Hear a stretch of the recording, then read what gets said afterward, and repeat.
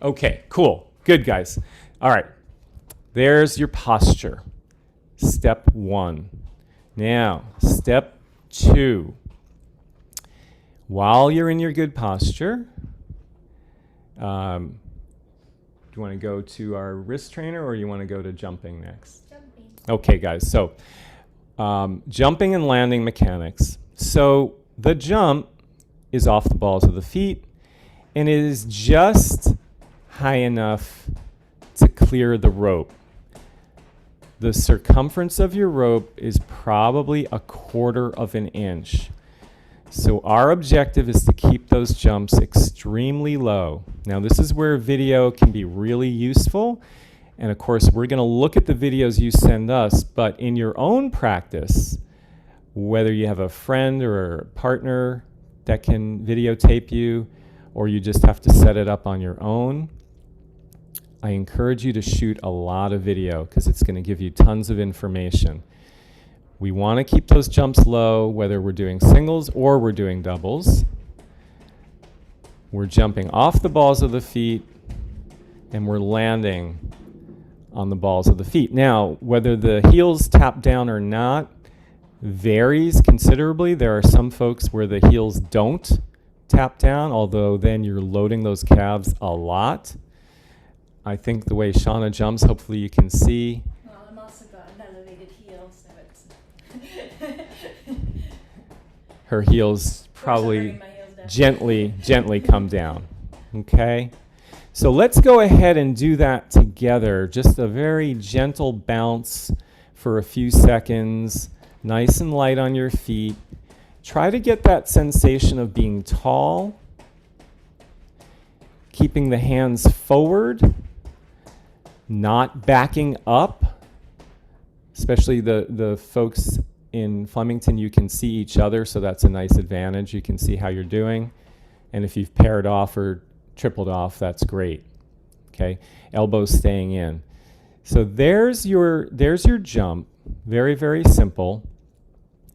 One little drill that I think we will have time to do this is close your eyes. Well, before you close your eyes, line yourself up with some kind of clear demarcation. Now, in our case, if you can see, it's a piece of tape in front of Shauna's toes. You could also use chalk. Now, she's put an Airex pad. That's actually a little risky because when her eyes are closed, she might jump onto it. So I wouldn't do that. But if you have a piece of chalk, a piece of tape, or just something, even like a little mark on the floor, that's going to be useful. And here's what we're going to do. We're going to close our eyes, get into our good posture, and then I'm going to say go, and for 10 seconds you'll jump, then I'll say stop, and then you'll open your eyes and you'll see where you are in relation to where you started. And the reason we do this drill is over time, our goal is to develop better body awareness and a better kinesthetic sense. And as we improve that, that can really help with our double under so we're not bouncing all over the place. Okay, guys, so we have, Shauna's looking at you. Eyes are closed. 3, 2, 1, and go.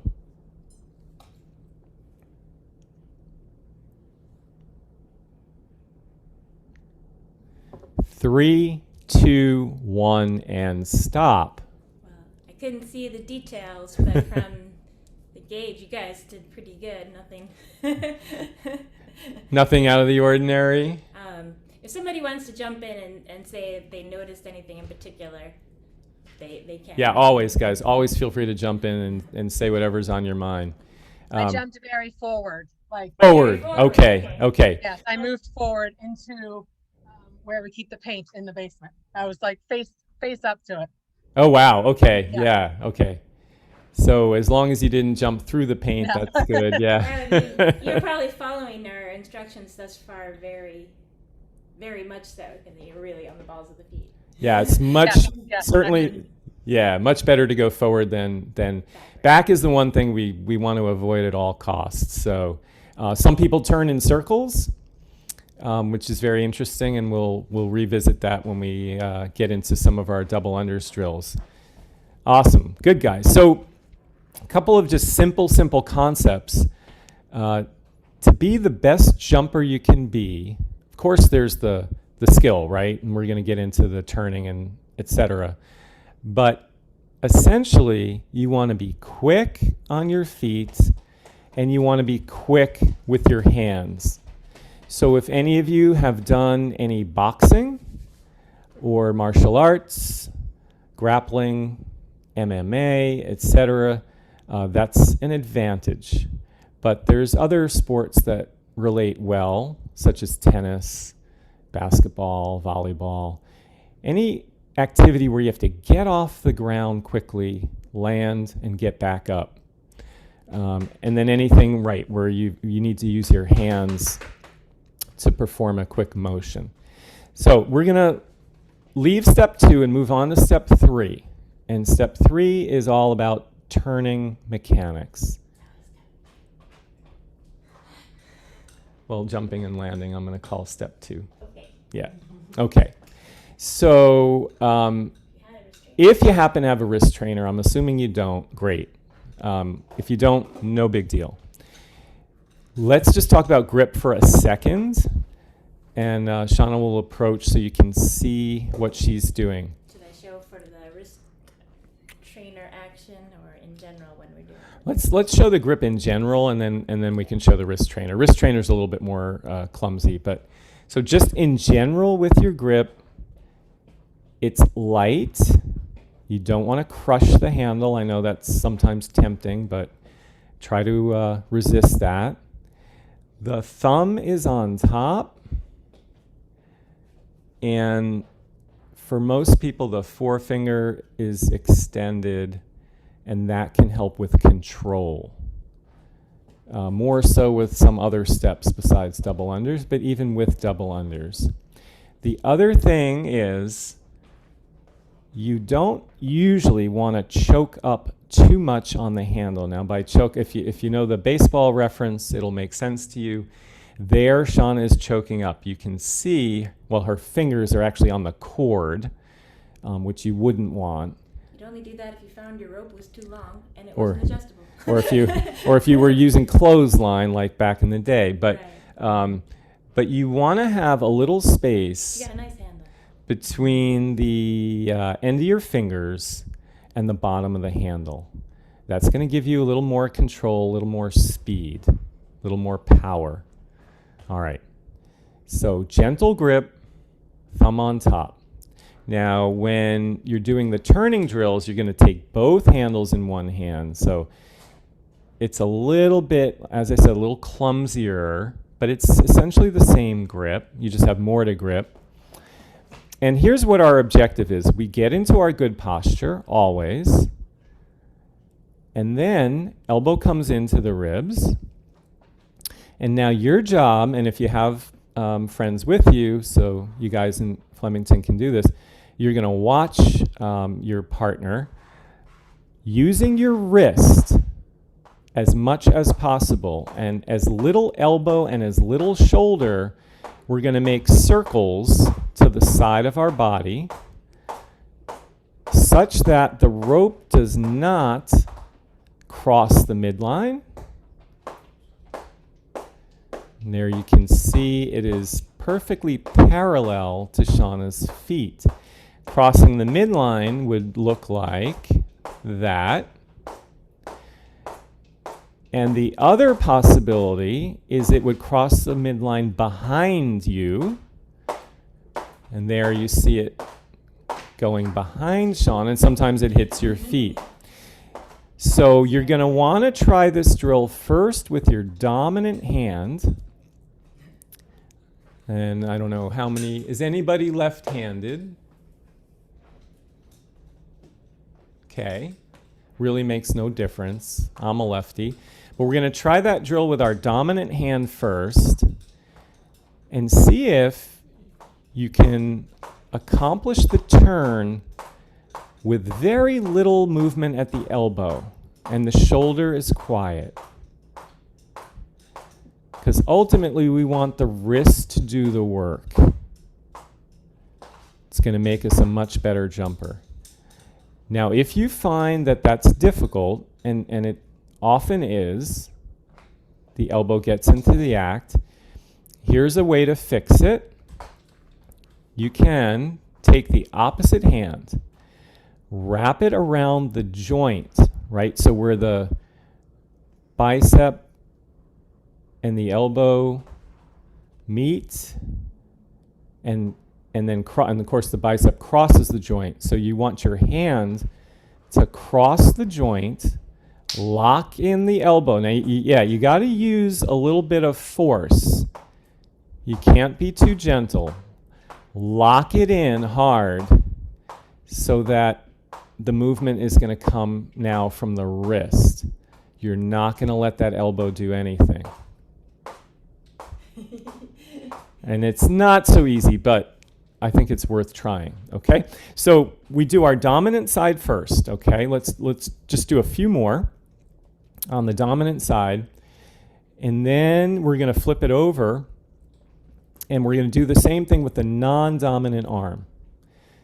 Now, this is where many people find that they have a challenge. It's just the coordination isn't quite there. So it takes some practice. So go ahead, let's give that a shot. I see somebody with a question. And Danielle has a question. Yeah, so on my left side, the rope crosses more so into the middle. Can you explain that and help correct? Yes. So for Danielle, I'm going to assume her left is her non-dominant. And when she's doing the wrist rotation drill, we call it the windmill swing, her rope is crossing over the midline more when she uses the left. Now, the typical fix for that is going to be slightly extending the wrist back, right? Extension would be back. And then retesting and then seeing whether or not that solves the problem. And by as long as it doesn't hurt your wrist. Yeah, of course, as long as it doesn't hurt your wrist. And now this is all very subtle. So when I say extend, I could be talking a half an inch or an inch. It could be very, very slight. You might also need to pull your shoulder back. Or, as Shana said, it might be pulling the shoulder back a little bit or squeezing the shoulder blades together a little bit more. But what's useful is having a mirror or a partner, or if you have good peripheral vision, that helps too. Now, it's not going to be perfect, but we want to be able to develop that sense of both wrists essentially being able to do the same thing at the same rate.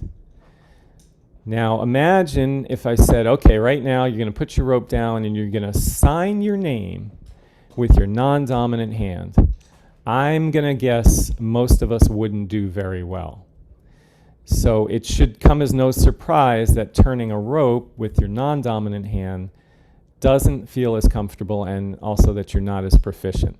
So this is where you're going to want to practice. Again, the wrist trainer would be a preferred tool, but if you don't have one, it's okay to go both handles in one hand.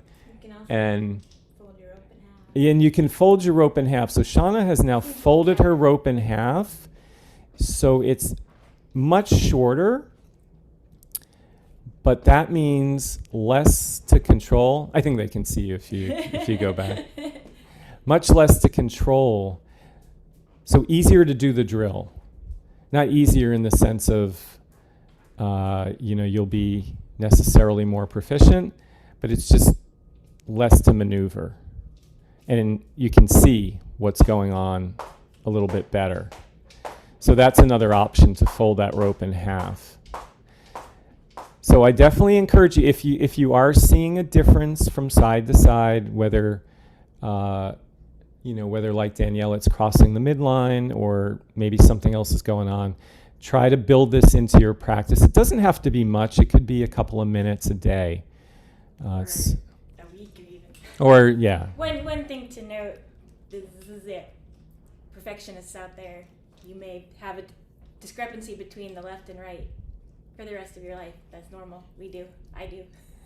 So, and that doesn't mean you're still probably, if you can do rope jumping double unders and be very dominant on one side and it'll still work. This just helps out a lot. It's like that little extra. Yeah, I think it's a really important point. Practically none of us are symmetrical, and very few of us are really ambidextrous. So you don't need to get too stuck on that. that. So there can be a difference, but sometimes when that difference is so pronounced, it can create some problems, okay? So now the next thing we are going to do, a similar drill, is turn and jump at the same time. So it's a little bit like walking and chewing gum. But so now we've got that windmill swing going. That's your wrist turn. And now we're adding the bounce. And we're gonna talk about timing. Timing is a little tricky, but the goal is turn first, jump second. Turn first, jump second. Turn, jump. Turn, jump. Now, everyone's going to be a little bit different, but if we give you an exaggerated example of the opposite, if you jump first in the rope and turn second. So Shana's going to jump first with the rope and then turn. Here's what's going to happen. What's going to happen is you're going to miss, right? Because by the time the rope comes around, you've already landed. And we'll revisit this with double unders because it's actually a very common problem. It's reverse timing.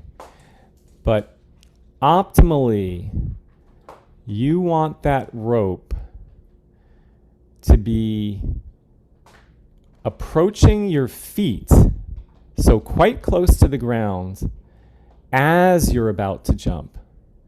And that allows you to keep the jumps incredibly low. If the rope, now we'll see if this makes sense because it's a little hard to see, but if your rope is about waist height when your feet toe off, which is leave the ground, that means you're going to have to jump higher to clear it, because by the time the rope gets to your feet, you'll be well on your way down.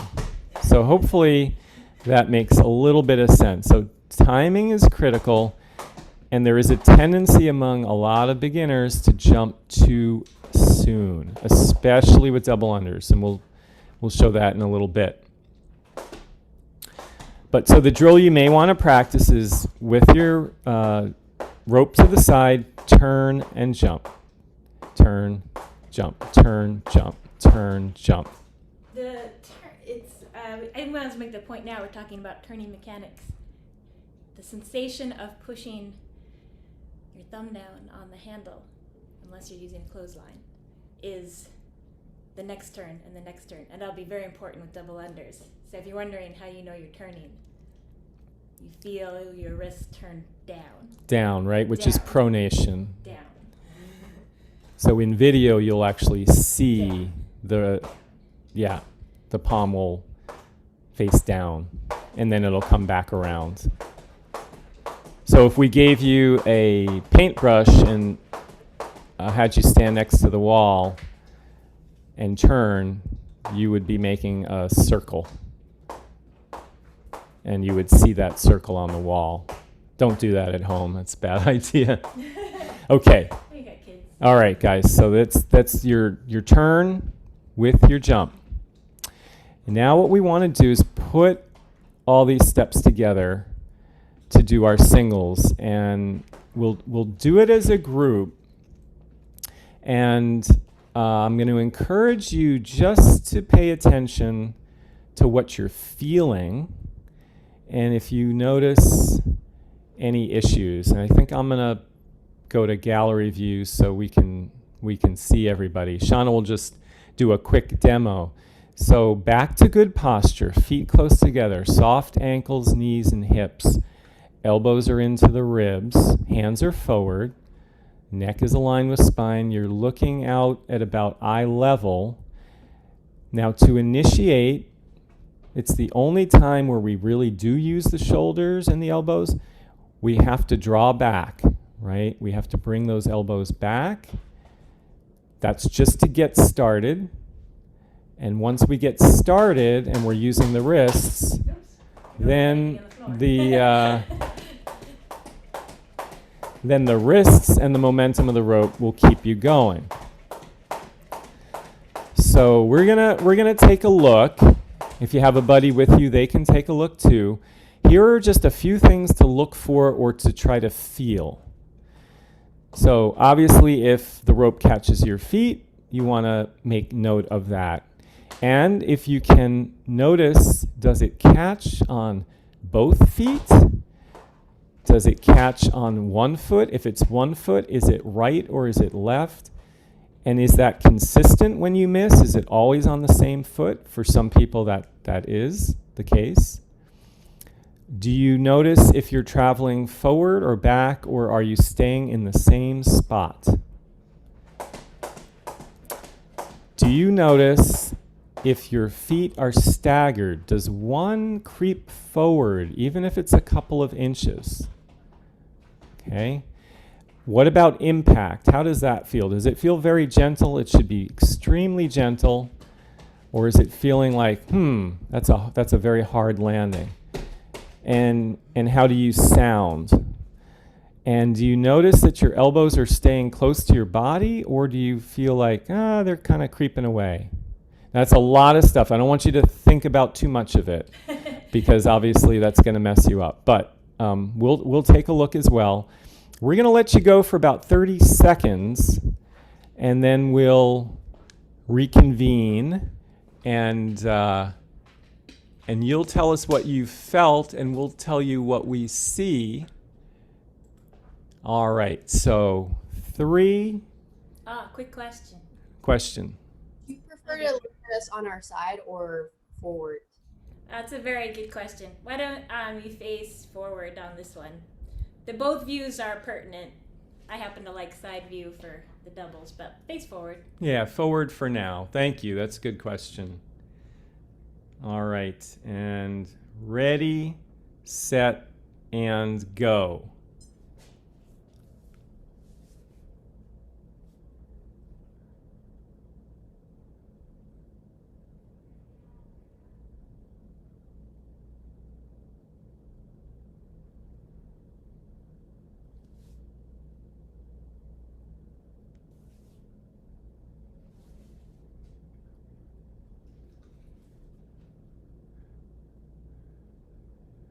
Three, 2, 1, and rest.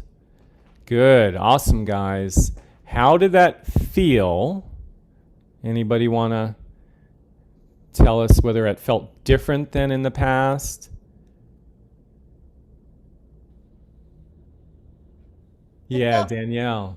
We felt a little bit more efficient, but I did notice like my left foot or my right foot, like an inch or two between them, and I wonder what happens there. Yeah, so the left foot was forward of your right foot? Yeah. Okay, yeah. It's very common. I mean, this gets down a road into kind of orthopedic issues, but it's something you can try to squeeze your big toes, or in my case bunions, together and squeeze up through to your lower abdominal muscles. That kind of same thing you try to do when holding a plank, or for you CrossFitters, a handstand, to keep good core control. Because what it is maybe that's I don't know how much you run or just walking. There's often sometimes something going on with hips. I have all kinds of issues. That's how I know about this. And so you just do the best you can, probably to control from your core. And then, you know, maybe don't go too crazy with, like, you know, doing something unnatural, like, you know, like I said, squeeze your big toes together. Go light on that. But you could try, you know, just to have see if that takes everything up through to your hips better. Leave it at that. There's a lot that goes on with that. There is a lot. And you know, as Shana said before, an inch may not make any difference whatsoever. Mine's doing the same thing right now. So we don't want you to get too preoccupied with perfect symmetry, because that's an illusion. That's not really going to happen for anybody. But when that stagger becomes more pronounced, let's say it's 3-4 inches, or one foot is kicking forward, we'll see that sometimes, then that lead foot can catch the rope and start to wreak havoc. So we don't want that to happen. Now, we saw a couple of things. It's a little hard with Zoom, but saw a couple of things. One thing was some high jumping. Now, by high, again, it's a game of inches, but always look at your rope. It's a good visual reminder that circumference, 1/4 of an inch, all you need to do is get over that. That's all you have to do. So anything in excess, and of course I'm exaggerating a little bit because we're not going to jump a 1/4 inch off the ground, but when we get to the point where we're clearing our rope by, say, 2 to 3 inches, all of that is wasted, right? That's wasted energy.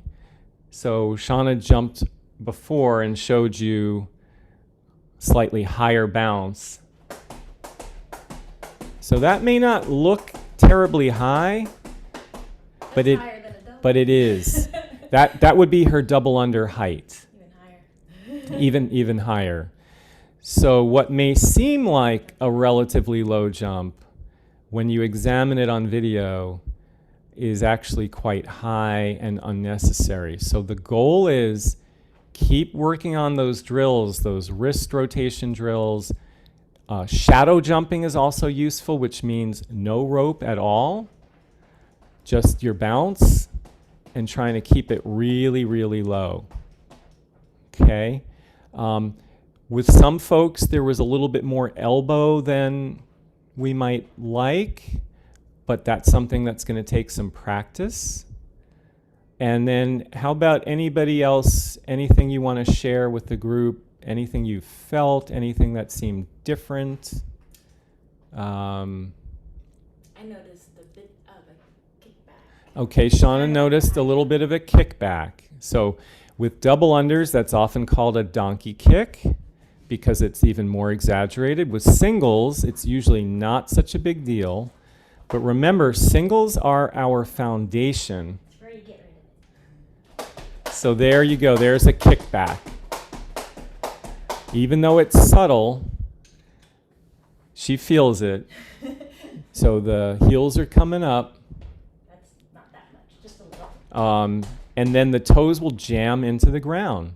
And there's no question you'll feel it, and it will make it harder to get that next jump. There's no way you're going to have the same fluidity if you kick back. So what's the fix? So Shauna's using a yoga block. Thing with the hips too. A yoga block between the thighs. Squeeze that block so that, and squeeze those glutes. Because if you don't squeeze the block, what's going to happen? It's going to fall. Well, it might fall. So that's one possibility. And yeah. Or practice your shadow jumping low. And practicing your shadow jumping, yeah. Nice. Now Danielle, I don't know if you guys can see Danielle, her style is very similar to a professional rope jumper, where the arms are long and by her side, close to the side. So there's not much bend in the elbow. So that's a stylistic difference, and that can work very well for some people, but for those of you who did not grow up jumping rope and certainly didn't grow up competing, that might be... Or you did, but you did this. Yeah. So that might be a difficult style to adapt, but we'll try to look at each of you carefully. Another thing I noticed is if you found yourself missing in the first set of trying to apply everything you heard so far, you might have been thinking too much. And that would be on us to have brought up a lot of points. Yeah. To put everything in a 1.5-hour workshop. Pick one thing at a time. Yeah. And then in your practice. That was get a lot back to think about. We didn't press the zen and relax once you get into your practice. We'll reinforce. Yeah, Doubles. we should mention that it's very much a mental game, and whatever you can do to achieve relaxation, pure zen, do it, right? So if it's some kind of a mantra, if it's breathing, if it's visualization, talking to yourself, because rope jumping can be frustrating. It can also be incredibly relaxing.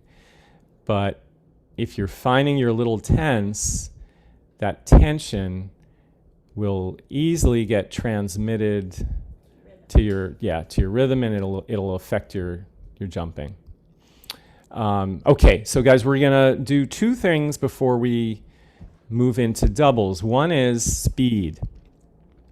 Single speed correlates well with double under success. Not perfectly, but we would like you to be able to achieve a certain rate, certain speed of doing singles, because we think that's going to help you with your doubles. Now, that number is a little arbitrary, but the goal is going to be 180 revolutions per minute with your singles. That equates to 45 in 15 seconds. And I mentioned 15 seconds because that's the amount of time we're going to give you in this little test. Now, if you have a partner with you, we recommend that you have your partner count your jumps while we handle the clock. If you don't have a partner with you, you can certainly count on your own. But realize that if you were to miss, which is no big deal, I mean, we're all going to miss at some point, you need to throw that trial out the window because it'll corrupt your score. So you need a clean trial, 15 seconds, no misses, and let's say you get 30, then we're going to multiply that by 4, and your speed, at least at the moment, would be 120 revolutions per minute. So I'd say let's try once or twice before we start the clock to do a little even practicing anyway, because you don't want to try to jump as fast as you can. Yeah. You might miss. Yeah. You're sort of gauging, you'll Yeah. learn what you can control. Exactly. Where your turn So is. this is not a, we're not going to count this trial. This is just so you can get a feel of what speed is controllable. We don't want to be out of control ever. Okay, guys, so elbows in tight, good posture. And now we're thinking quicker than before. Ready and go. We have a question here. Yeah, go for it. When it You guys comes are to practicing, everybody, so go ahead. rhythm and counting, do you count when your feet leave the ground or when the rope strikes the floor? How do you count? If I'm counting myself, which is always, whenever you count your own jumps, there's issues. I count my turn, like that thumb motion, But most of the time, I think the landing. Yeah, and I'd say some people are going to count when the rope hits the ground because that's the most probably obvious thing to notice. If somebody else is counting your jumps, they're looking for the, at your feet is usually. Right, they're looking at the rope going under the feet. But I think whatever works best for you, but I'd say a partner is far superior to having to count on your own. Although 15 seconds is a short amount of time, so probably most of us can hang on for 15 seconds. But once it gets longer than that, it's easy to lose track. But then, But that's a great question. Yeah, and then when you get to doubles, it's slightly different based on it. the Sure. timing of the jump. Yeah. Sure, but really, really good question.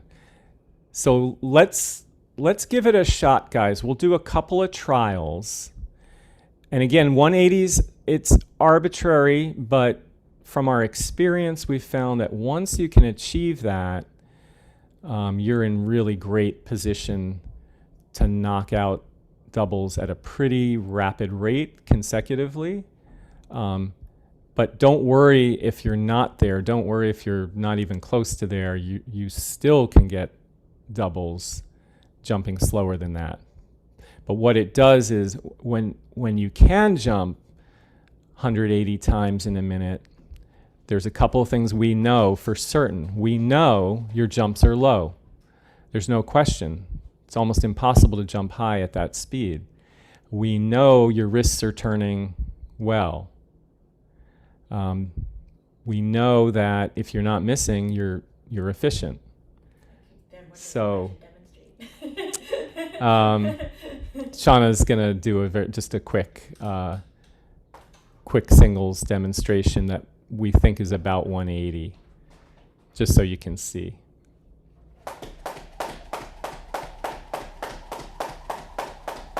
Okay, that's probably a little faster. Just to put it in a little perspective, because I know it's fast, but world record is about 340. So you're talking almost 6 revolutions a second. That's ridiculous. You wouldn't be able to. Ridiculous. we don't need to get anywhere near that. So that's the good news. Okay, let's give it a try. It's going to be a 15-second trial. I'm going to give you a 3, 2, 1, go, and then at the end I'll go 3, 2, 1, and stop. We'll do a couple of trials. Good point to make. Counting your own jumps does limit how fast you'll go. Alrighty, guys. We have 3, 2, 1, go.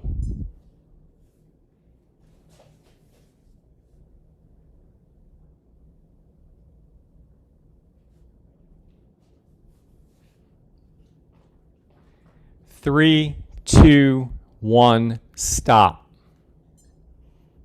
Okay. How'd that go? Woohoo!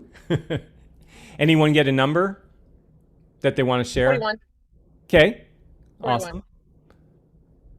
I do notice though that is we can't tell until we see the doubles, but both. I know we do. Yeah, we don't want to. You don't want to get into this deep in the weeds and things, but just as a little preliminary thing, the idea of pulling your elbows in. Now, if you can have your arms almost straight, it can be great, but that can be tricky because they're out here. That's you're using your shoulder. You may is where we see things in the video. So it's worth giving a try to have the elbows pull back, and this is something we've been debating about how exactly to put into words.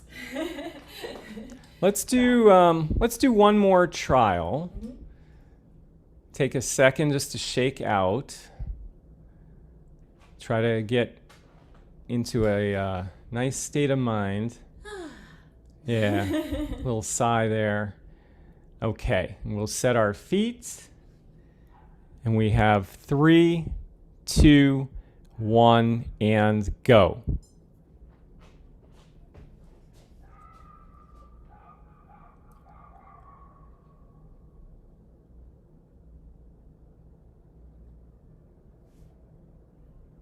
Three, 2, 1, and stop. Okay. Anybody else want to share, or how'd we do with that? It's going to take, yeah. Anyone? Okay. Cool. It's going to take some practice, but we'd like you to keep working on that. And then we're just going to show you one more technique fairly quickly that we think has good carryover to doubles. And then we're going to go right into our doubles drills and protocol. So this is called the side swing. You have one handle in each hand. And you're going to be making almost a figure 8.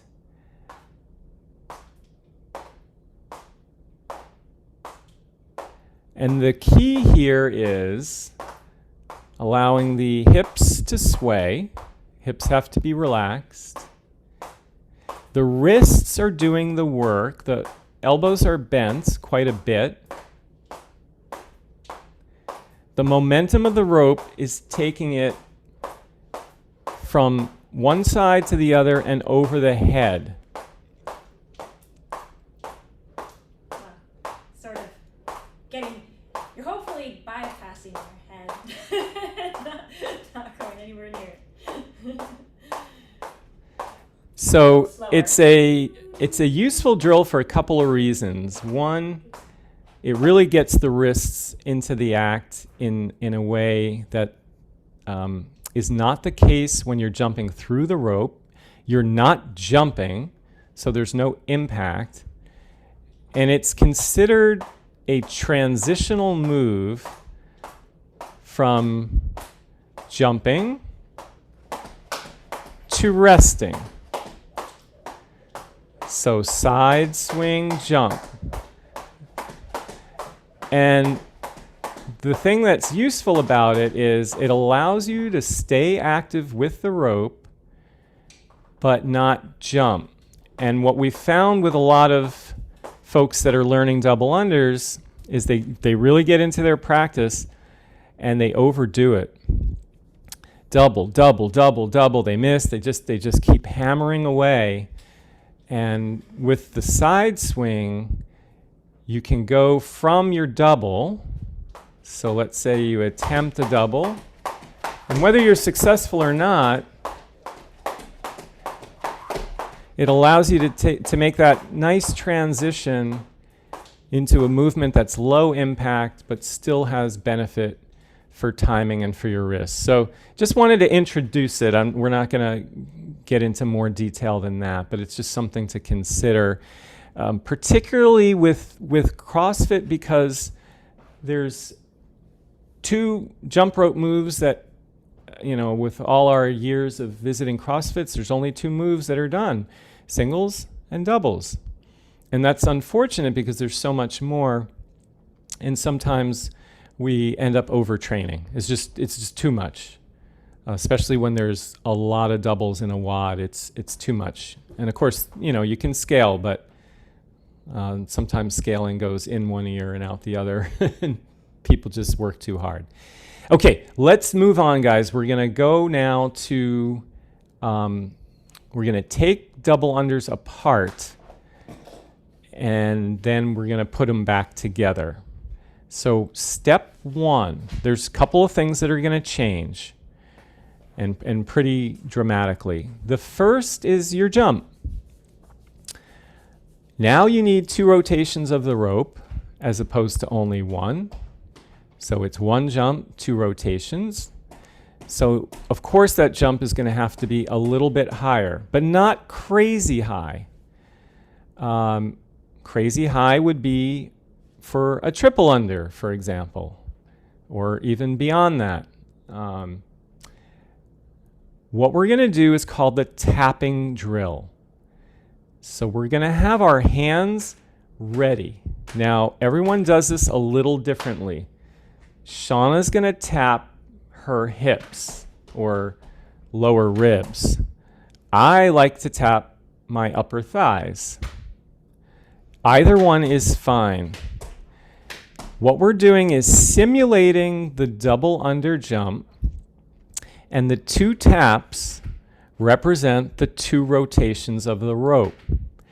So you want to be ready as soon as you spring off the ground to get the first tap, and then the second one follows almost immediately, and then you're on your way down and you land.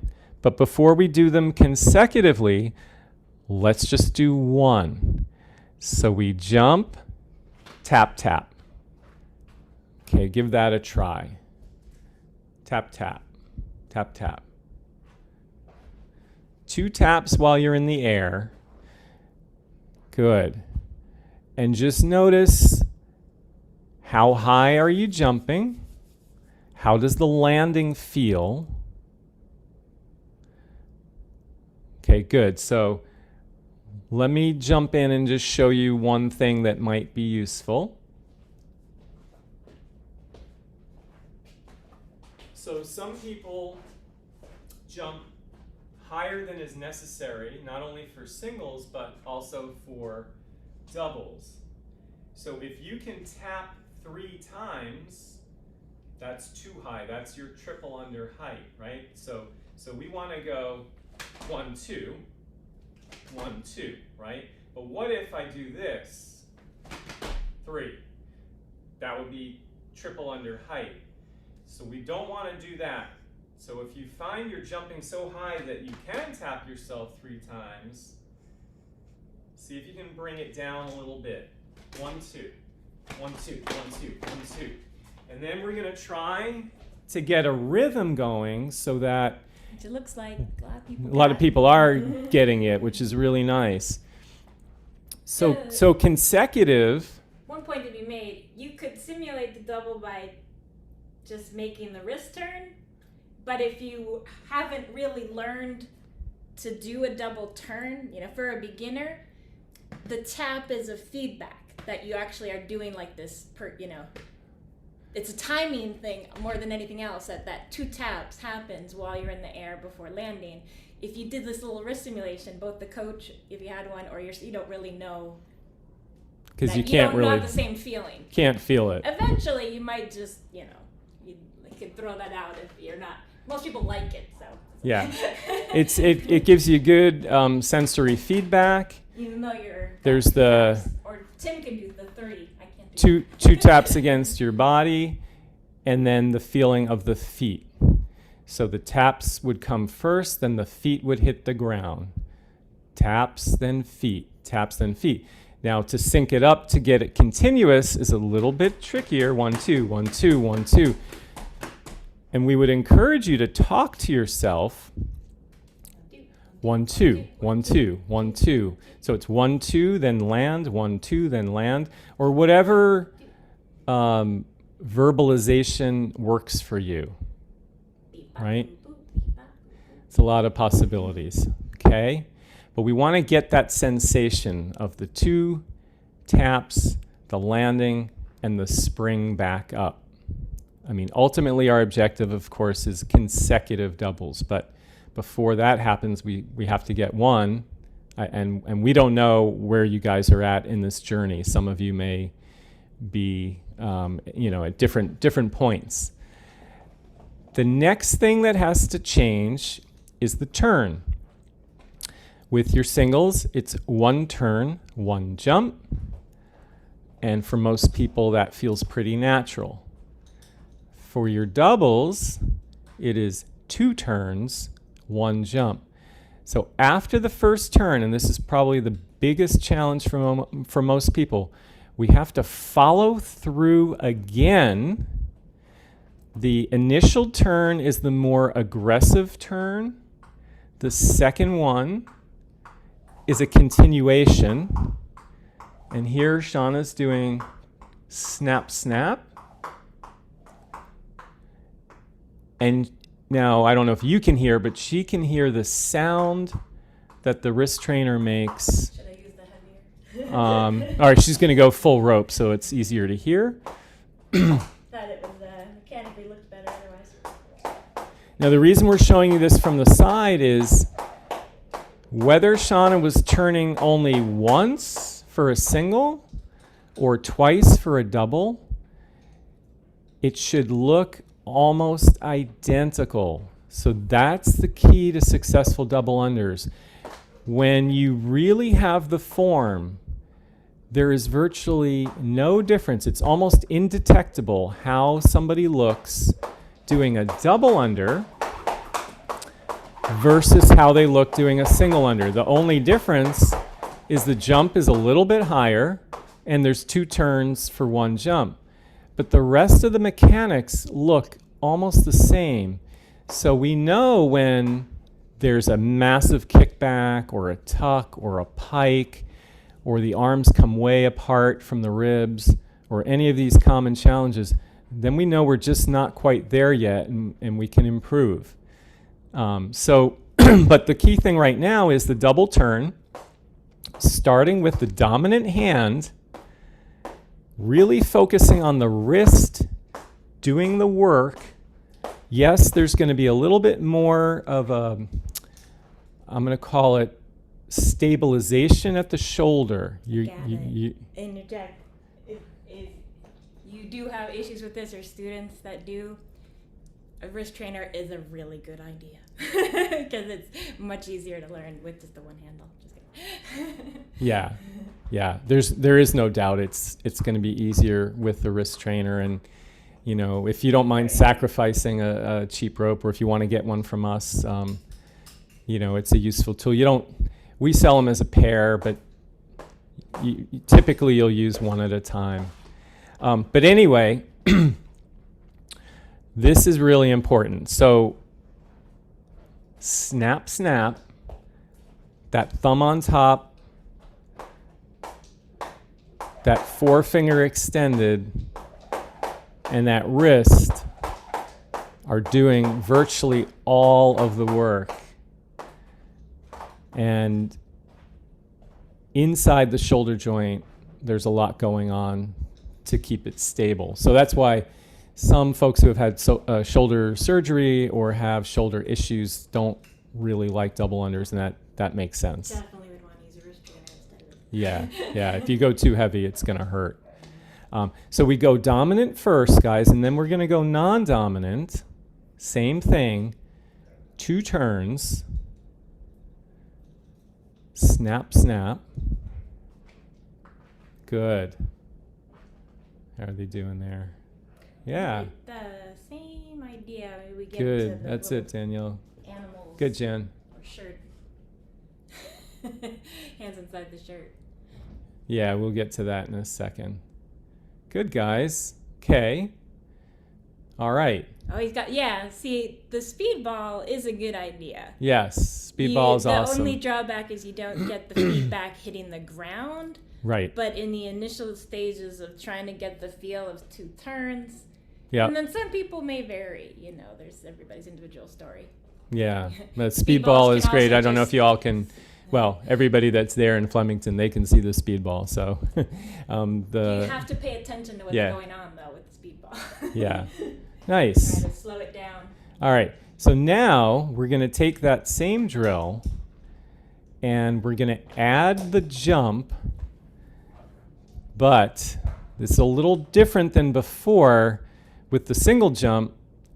Usually, once we sync it up, it's not a problem. With the double under, we want to make sure that we are not landing before the second rotation. So we time it such that we get 2 rotations, then we land. 1, 2, land. Similar to the tapping drill. 1, 2, land. You want to give them a suggested count? 1, 2, 3, double. Yeah, let's do. I know a bunch of you already. You may You're already follow me going. doing this naturally anyway, but Yeah. I want to have a structure. Yeah. So the possible approach here is 1, 2, 3, go. 1, 2, 3, go. Go. So we're not going consecutive. Go. Go. Go. Because right now we're just trying to get the mechanics. Want to make sure it feels right. We're getting those 2 rotations. Our timing is correct. Good. If you try to go all out, you know, balls to the wall, consecutive, you may miss it if you're a little bit off in your timing. Good. And we would do this on both sides, right? We would go dominant side, then we would go non-dominant side.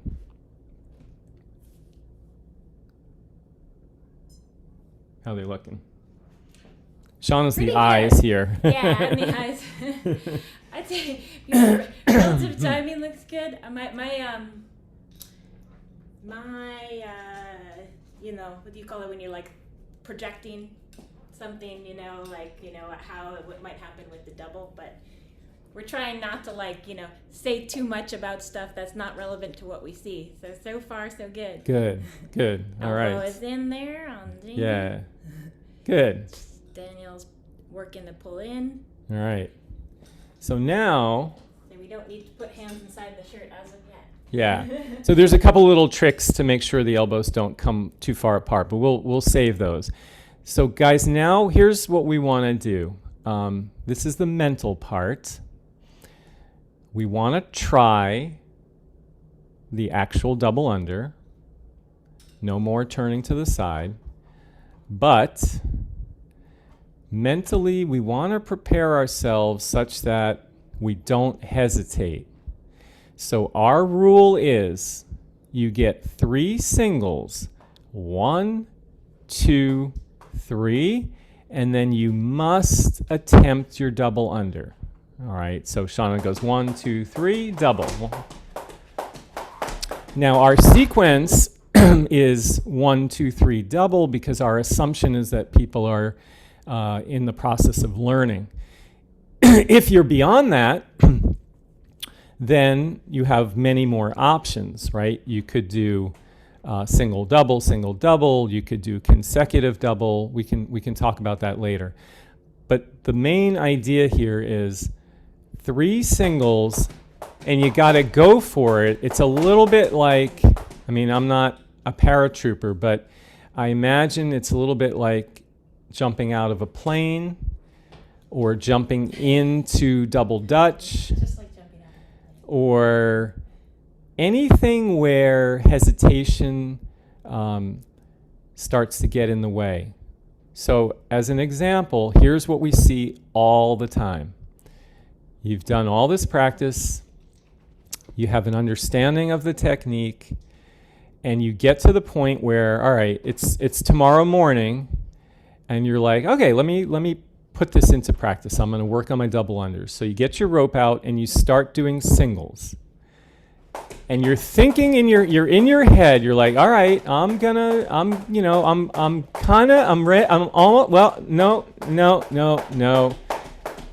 nothing, absolutely nothing is happening because you keep hesitating. We see it all the time. So the 3 jump rule is one way to force yourself to just go for it. You know, you get 3 jumps and you gotta go. You have no choice. And it seems to work pretty well. So let's give this a shot. We're gonna give you a 3, 2, 1 countdown, and we'll let you go for about 30 seconds. We're gonna watch, and then we'll ask you how it feels. We won't say more than that, and then we'll revisit it and look at ways to fix certain challenges. Okay? All right. So guys, we got 3, 2, 1, and go.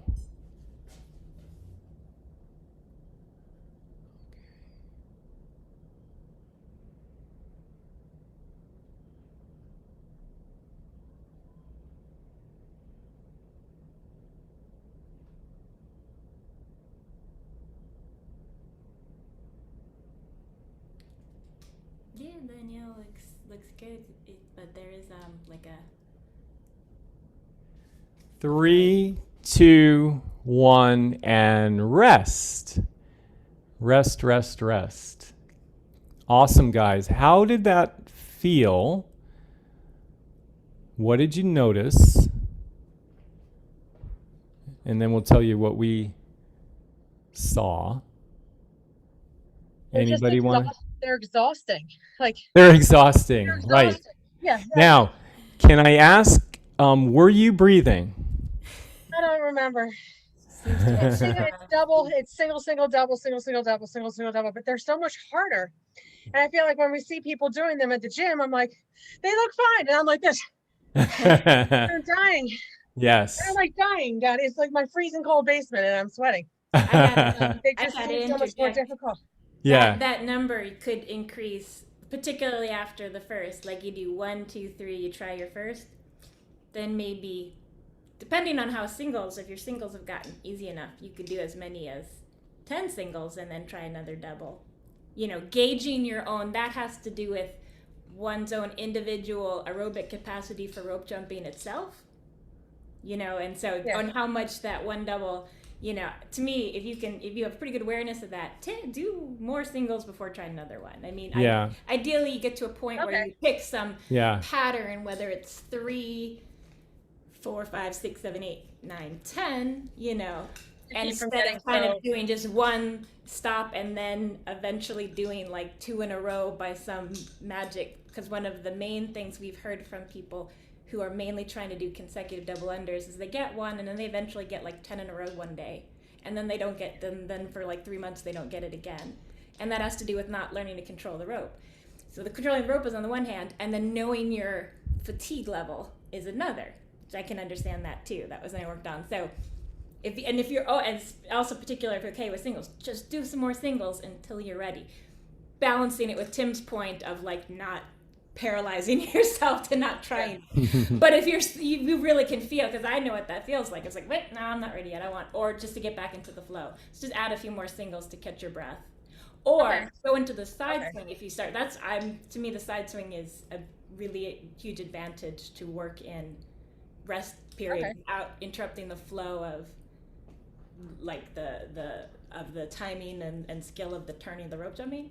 That's a very good point, because yes, everybody's a little bit different on how exhausting this is, because you're trying to practice. You do But more. generally, Corey, I'd say, I mean, effort-wise, they shouldn't be too much harder than singles. Is that safe to assume? well, I'd say when you say too much, it's hard to quantify that. But I think here's a few things that are often going on. I want to tell our friend he can rest. Yeah. He makes a good point. Oh, okay. Yeah. So one thing that often happens without realizing is we hold our breath. And in video, we can usually see that. It's pretty obvious. While we're practicing, it may not be so obvious. In other words, you may take a breath and then start your doubles and not realize you're just not breathing, or you're not breathing efficiently. So that's one. And then two is, because it's a new skill or relatively new skill, the amount of tension, physical and mental, cannot be underestimated. And you can see it usually in people's jaw. They get extremely tense, and there's some anxiety. And that is what often leads to the fatigue. So it's not necessarily the sheer mechanics of, turning that rope twice. It's all the other things that surround it that get people so exhausted.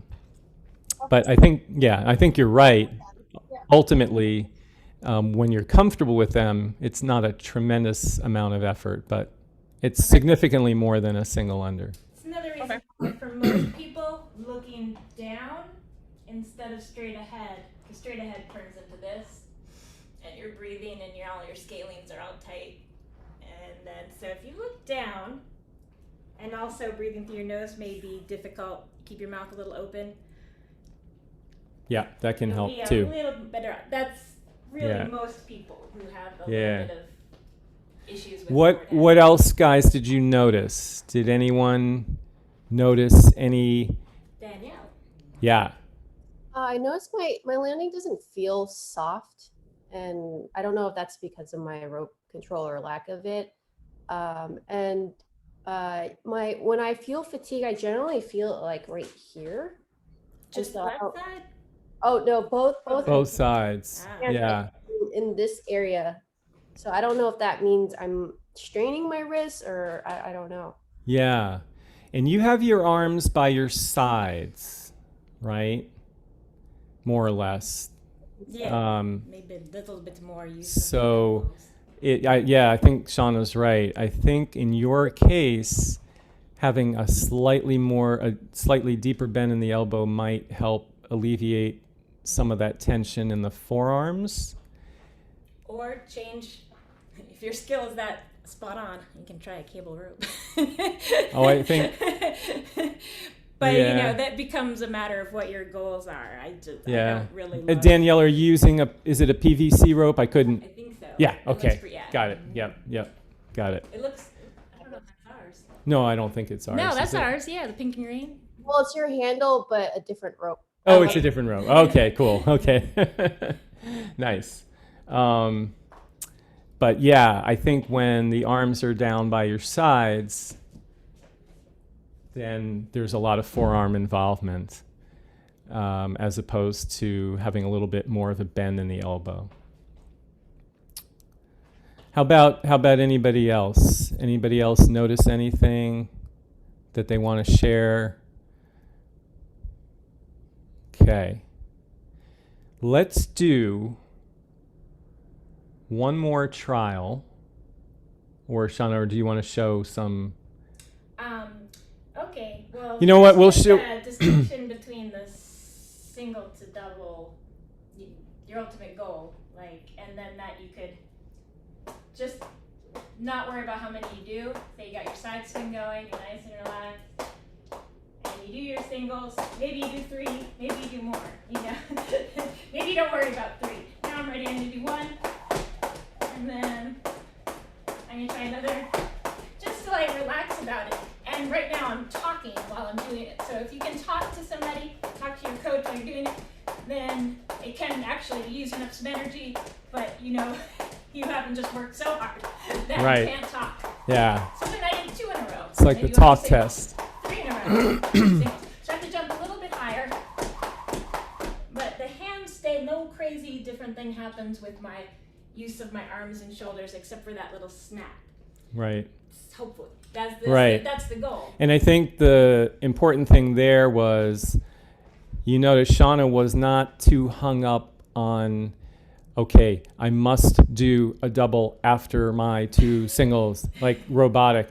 That's the type of thinking you want to get away from, and instead really tuning into your body and what you're feeling, so that, let's say that first double. I guess unless you're performing in a parade. Yeah, but you guys are not performing in a parade.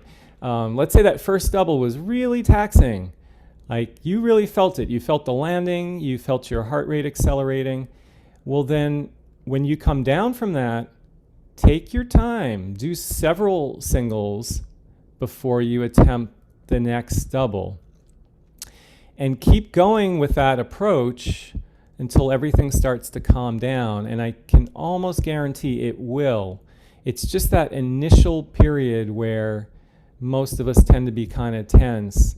And so then when we force that single double approach, or we force consecutive doubles right off the bat, or we force anything for that matter, it leads to much more fatigue than if we ease into it.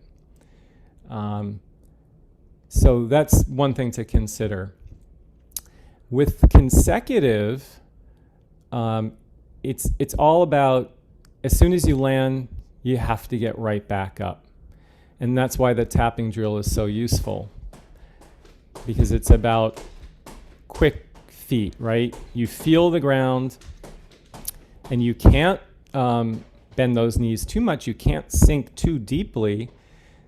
So and you can't really kick back. I mean, you can, but it's not optimal. Easier to control. No ropes coming under. So the propulsion is coming largely from the calves. In other words, if you land and your knees are bent quite a bit, it's going to be really difficult to do consecutive double unders. Really, really difficult. You're going to have to, you're going to have to jump so high and turn fast. So we end up seeing a lot of compensation, right? People that turn extremely fast And of course, they get very tired very quickly.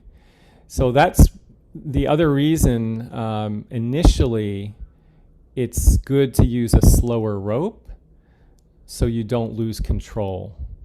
If you use a really fast rope, typically what will happen is you just try to go faster, faster, faster, faster until you're exhausted and then you can't go anymore. And that's not what we want. We want control, consistency, right?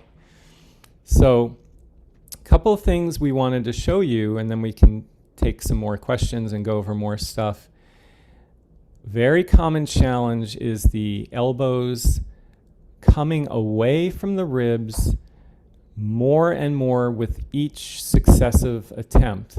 So for the first one, maybe you're in pretty tight, and then as you progress through your set, those elbows go further and further and further until you're pretty much flying, and you're going to really fry your shoulders. So two things you can try. One is called the shirt trick, and that is you take your elbow inside your shirt, both sides. Straight jacket. And now, yeah, now you're in a straight jacket. And so now you have a sensory reminder to keep the elbows in. Now, is it going to force you to keep the elbows in? No, but you'll feel it, and you'll certainly feel it as your elbows come apart. And another important point is, Depends on how tight your shirt is. yeah, it does depend on how tight your shirt is. Or if you're wearing a corset, that'll work. But one thing to realize, and I think this is true in all of fitness, as soon as you make a mistake, let's just call it that, that's going to inhibit you from progressing, from getting better at whatever the skill is, you need to stop, right? Because if you don't stop, that mistake becomes a habit, and then that habit becomes ingrained, and then the likelihood that you can change it diminishes. So so if it's rope jumping, and with double unders you find after 3 or 4 your elbows come way out, then you got to call time out when you see it happening. Right as you see it happening, stop. Bring them back in. Go through your progressions. Go through your wrist rotation drills. Go through your tapping drills. Go through your double turn drills where your elbows are in. Try to get your brain to wrap around what you're trying to do, and just stop yourself when you find you're making that mistake, because it can get, it's, like anything else, golf, tennis, Olympic lifts, you name it.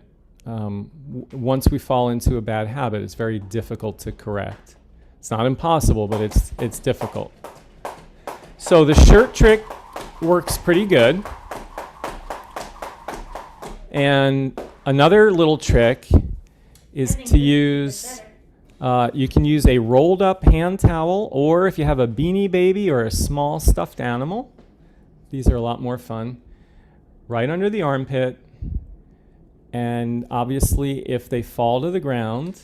Yeah, or if you're feeling any excessive discomfort in your shoulder or neck, then you're probably not working for you. Okay, so we're going to squeeze those. Just enough so that. And that's going to keep us elbows in. The freedom to move your hand here. So that's a second approach. And then a third one, if you're at a box or at a gym, is you would, and this is a little bit more labor intensive, but you would set up Plyo boxes on either side of you with sufficient space in between to turn the rope, right? I mean, you need a little margin. A little wider than your average bathroom stall. Yeah, so you need a few inches on either side to make sure you're comfortable and you're not feeling too cramped. But you'll know then if your elbows start to come apart from your ribs, what's going to happen. Your hands or your rope, you're going to hit the boxes on either side. So it's immediate feedback, and it's not going to feel good. So you're forcing yourself to stay in tight. So that's 3 ways that we can work on that issue. And going back to the side. And back to the side swing. I think this is the answer to everything. Always back to the side swing. Okay. Okay. So why don't we turn it over to you all? And how about you just, fire away with questions, or let us know what you're thinking, feeling, what else you might want to see, if anything. And then, of course, we're going to do those video critiques. So no rush on that, but whenever you feel like you're ready. So I don't know if you guys can see Danielle jumping, but one thing that's very obvious to me, even without slow motion, The feet. well, 2 things that are obvious. And the left. One is her left hand is significantly higher than her right, and we could draw a line that would show the angle. Now, that's not the easiest thing to correct. Sometimes it's easier to bring the other hand up to match as opposed to bring the higher hand down. There are a couple of different ways you could approach it. The other is the length of the rope. It looks long to me, and she's already got a couple of knots in it. Although And we didn't go into gory we didn't go into gory detail with rope length, but Can you talk a little bit about rope length? I didn't yes. get one until somebody just randomly walked up to me one day. She's like, "You're too short," and then she walked away, and that was it. And then so I got a different rope, and it was longer, Yes. and then suddenly it was there. But I just don't. Now I'm like testing all Yes. types of ropes. Like, Yes. Okay. Great question. Thank you. Yes. Rope length is important. So classic rope length for double unders, and this is where it gets a little bit complicated because the rope length for your singles could actually be different than it is for your doubles. Let's not worry about that right now. But for double unders, with the kind of rope that we are using, and hopefully you can see Shana, the handles, the top of the handle, while she's stepping on the rope with one foot, is coming up to mid-chest, about nipple line. This one's a little, That, it's a little higher. that one is a little bit higher, like an inch higher. Kind of up inside your arm. Now guys, that's classic length. So what does that mean? Well, it means if we're more proficient, we could probably go a little shorter. And I'll just give you an example from our experience. We taught a class, and unbeknownst to us, there was a world champion rope jumper was in the class. We had no idea. We knew his sister. He was about 6'4". His rope came up to just above his hip, where Shana is showing you now. And with that length, he was able to do his triples and all kinds of acrobatic moves, no problem. Of course, we tried to tell him his rope was too We tried to tell him his rope was too short. He's like, I got this, don't worry about it. Yeah, we felt pretty foolish. So that's someone who has world-class skill. That's not most of us. Now, on the flip side, some people feel like, well, you know what, I just want a longer rope. I want it up by my shoulder. It feels more comfortable. I miss less. Now, while that is true, the problem with that is it's going to allow you to perpetuate some bad habits. Fly your arms One out. of those bad habits is arms out from the ribs. So if we do a You're making it simple, for the rope. let's do a simple little test. Shauna's going to have her elbows in and just let the rope sit at the ground. And you can see the rope is resting on the ground and her elbows are in. And then she's going to take her elbows out like some people jump and even further. And then what happens? So some people might say, oh, the rope got shorter. Well, no, right? It's the same rope, but in relation to her legs, it's now higher. And what does that mean? It means she has to jump higher. So by taking those elbows apart, you change the mechanics entirely. So that's why we would recommend a rope that comes roughly to mid-chest if you're stepping on it with one handle. And now bear in mind, some handles are longer than others, and that changes the equation a little bit. For double unders, a short handle is ideal. Yeah, you don't want a long handle. So some of you may know freestyle ropes, they have 8-inch handles. It's more for This is about a 5-inch handle, and that's about where you want to be. We do not recommend a long handle for double unders. It's, for most people, it's not a good idea. So something in that 5-inch range should be fine. And most cable ropes have standard handles. So what's going to happen is there's a little algorithm of you may have been working with a certain length rope for a while, and then you have learned to hold your arms out and it's kind of working, but then you are missing or getting tired, and that's why.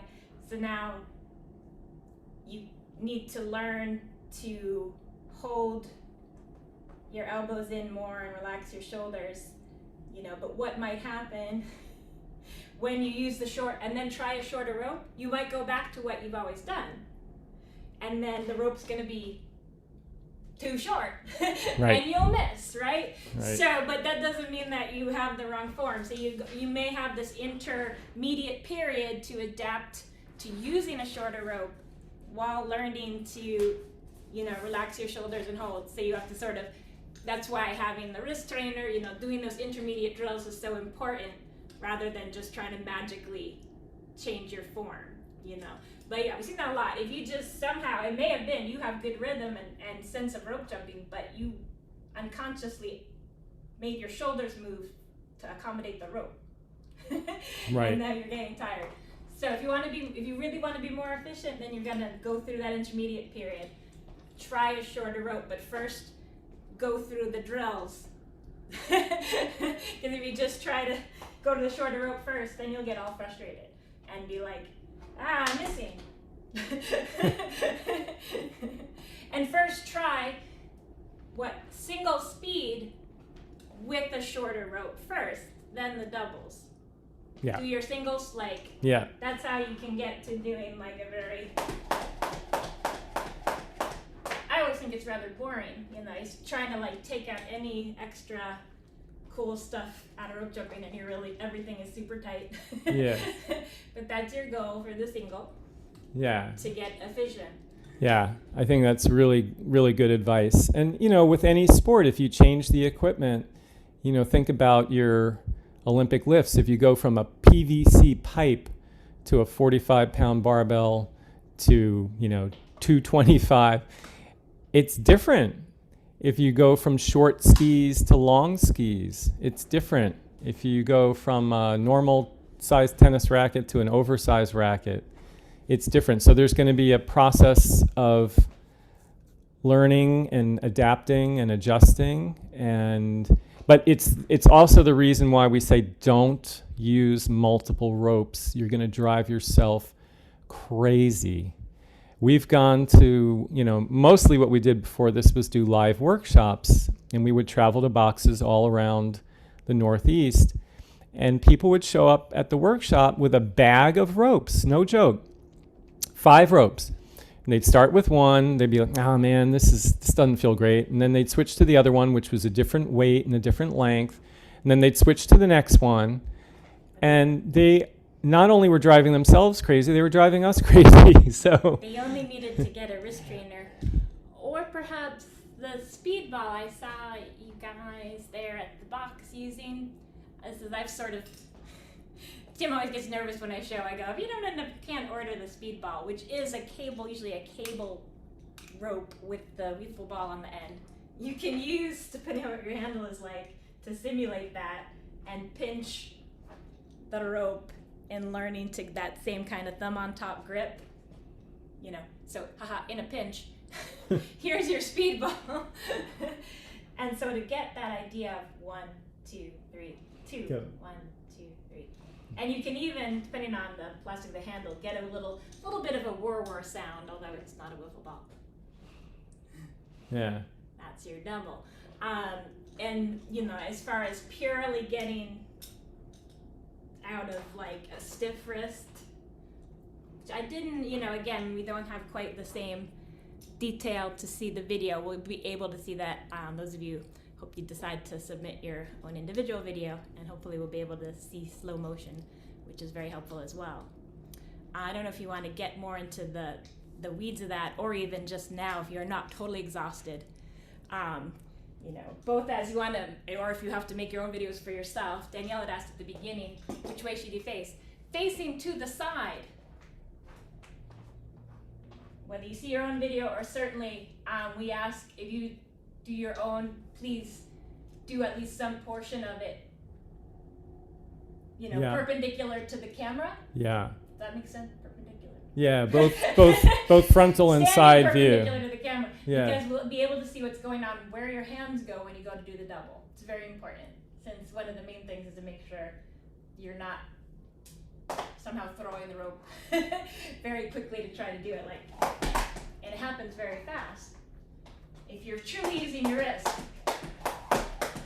then we'll see, you know, Yeah, your we'll see the hand wrist stays in the action. same place, and anything that What's happens. very common is pullback. So when people are using their shoulders primarily, and elbows a little bit, what we'll see in the video is the hands will pull back behind the hips, especially at the finish of the double under. So it becomes, I think what Shana just said is like a throw. It's a throw of the rope as opposed to rotation of the wrist. Holding your little guys. And you just So then it's really about, whoops. So I was saying, like, if I pull my elbows back. Yeah, then you'll lose your towel. But if you're using the kind of shoulder stabilization, it's kind of like a little serratus, like you're in a plank. Yeah. You think more plank than like CrossFitters. You either like overhead press plank form, not overhead press form. So you're here, then you're controlling your core and your hands staying kind of more to the front, not directly in front, and then they'll stay there. So guys, what else? What else can we show you or tell you, or what questions might you have? Anybody? Tim, the issue that you identified with my left going up higher, like that's been an issue for me for like since I started like 7 months ago. Yeah. I haven't figured out how to fix that. Is that a symmetry issue that I just need to work with, or yeah, what is your suggestion? Yeah, I think it's one of those things where if we evaluate your video and we think that asymmetry is causing a problem, then what you might do is, if you have the opportunity to jump in front of a mirror, see if you can make that correction while, right on the fly while you're jumping. So you're looking at the mirror, you notice the left hand is high, and then you say to yourself, okay, how do I want to address this? Do I want to bring my right hand up, or do I want to try to lower my left? And I would try it both ways and see how it feels. Now, it may not feel good. It may be that the asymmetry has to do with all kinds of other stuff going on. I think Shana mentioned, it could be anatomical, orthopedic, habitual. There's so many different things that could be going on. And so the asymmetry may be less of a problem than maybe it's that the right, your dominant, is taking over. Maybe it's turning faster than your left. And Shauna's right, the arc. So when we look at video from straight ahead, we always look at the arc of the rope over the jumper's head. And if that arc is pulling to one side, that tells us a lot about which arm is dominating. So right now that rope is going to Shauna's left. Big time. So in that case, the asymmetry may have less to do with the issue than the fact that her non-dominant hand hasn't been trained well enough to get up to speed. So there's a few things you can try and. Yeah, you can work on the wrist trainer drills. Beyond that, and beyond the scope of this workshop, there may be something more with, Yeah, there might the be some core. rehab. I have type. scoliosis, which is a whole thing. However, I was able to acquire the skill to symmetrize. It's a good make word. my rope jumping symmetry. That doesn't mean that didn't fix my spine. That's so there's, things going on multiple levels. So, as far as the mechanics, the skill of the rope turning, try to balance out as best as possible the coordination on both sides by using the turning drills and using a mirror or in a video to, I was looking, you didn't have often people have No. a shoulder hiked up, although they'll successfully do their jumps. Yeah. So there's, like I said, we think good posture is a good idea and stuff. So it probably has more to do with your motor skill on the left. On the left, yeah, that's probably true. Yeah. Thank you. Good question, though. Motors. Yeah. Not so much strength specifically, and even you should find that changes if you practice those drills just within a few weeks. Your brain starts to get used to that. Yeah, should make a difference. Cool. What else, you guys? Anything else you can think of now? I mean, you can certainly. So, video whenever, right? I mean, preferably in the next week or so. That would be great. Preferably on YouTube, set to unlisted. But if you need to send us the raw file, we'll figure it out. Preferably both angles, front and side. Side's important. Gives us a lot of information. And structure would, something in the ballpark of 20 seconds or 2 sets of 10 seconds. Yeah. Or you don't have them, you try 3 times, you rest 15 seconds. Something. Try it again. It depends on where you're at. Yeah. Right. Do it. Try it when you're fresh, when you're Send 5 feeling minutes. okay. Yeah. Yeah. Killing yourself. Yeah. Don't knock yourself out. And then if there's other questions you have that are separate from that, just feel free to email us. You have a question about you're considering different ropes or different shoes or other protocols, or you want to incorporate more jump rope into your training. We now have recorded classes on YouTube, entire classes, and we do a Tuesday evening 6:30 p.m. Eastern time class every Tuesday, which is fun. So you're welcome to join us for that. Obviously, tons of stuff on YouTube to check out. Do we want to get? Is there anything we don't usually get into the timing of doubles as much as we usually do? You guys are like, we're tired. Yeah. No, we get it. It's a long Just time. remember that you don't use your hands until the rope is all the way past. That's why the drills are so important. Yeah. Snap Just down. patience. Snap down. Patience on the jump. But again, we'll see that when you submit your videos. We'll get a much better look at what's going on. Snap. Difficult to see over over Zoom. Okay. So anything else you can think of? Anything lingering questions, comments, observations? Just be sure to take care of your calves, stretch. Yeah, ice. please stretch your calves, ice if you need to. And yeah, guys, thank you so much for joining us. We appreciate it and hope you got something out of it. And you. yeah, thank you. And we look forward to checking out your videos. Thank you. All right. Enjoy your you. weekend. Thank you. Okay.